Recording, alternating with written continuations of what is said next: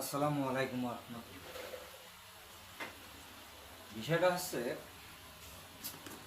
প্রবাসীরা 2 মাসের বেশি থাকলেই, বাংলাদেশে 2 মাসের বেশি থাকলেই মোবাইল কী করতে হবে, রেজিস্ট্রেশন করতে হবে। প্রবাসীদের এত কাটিয়ে দিতে আসছে করতিস কেন? ক্ষমতায় বসিয়ে তো মনে হয় কারো দাম দিতে মনে যাচ্ছে না। ভুলে যেন না যে প্রবাসীরা হলো একবার একবার কিন্তু তাড়া দেশে, এরা কিন্তু আবার তাড়া দিতে পারে। বুঝতে পেরেছেন? এটা আপনারা ভুলে যেন।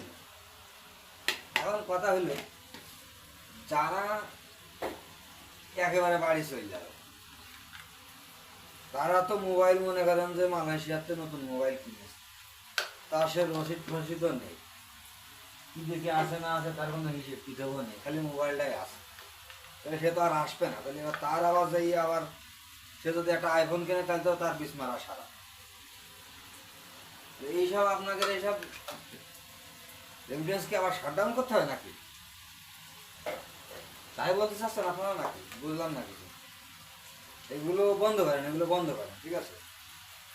প্রবাসী কিন্তু একজন দুইজন না। আপনারা হলে বসে বসে আসলে ওই ইয়ে করতেছেন, নিয়ম করতেছেন, আপনারা এ করতে হবে, ও করতে হবে, তা করতে হবে। আপনারা প্রবাসীকে কি সুযোগ সুবিধা দিচ্ছেন? কি সুযোগ সুবিধাটা দিচ্ছেন বলুন তো?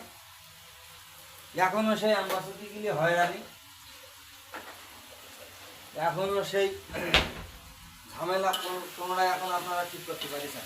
তার মধ্যে আইসে প্রবাসীদের আবার এর তাল বাহানা শুরু করে দিয়েছেন। কেন? এগুলো কি? প্রবাসীরা কিন্তু খেপায় না, খেপলি কিন্তু সমস্যা আছে। যেই ক্ষমতায় আছেন, ডক্টর ইউনূস সাহেব হোক আর আসিফ নজরুল সাহেব হোক, যেই আছেন একটু হিসেব কিতাব করে, ঠিক আছে? বাংলাদেশে যাই আবার রেজিস্ট্রেশন করতে হবে, রেজিস্ট্রেশন করতে গেলে 1 লাখ টাকার মোবাইলে 60,000 টাকা দিতে হবে, যাই দিতে হোক। তো এইগুলো দিতে হবে। আমি যদি এখন এই মোবাইলে আমি নতুন কিনেছি, আমি যদি এটা নিয়ে চলে আমি আর আসবো না, তাহলে এবার এর জন্য আমার টাকা দিতে হবে আবার।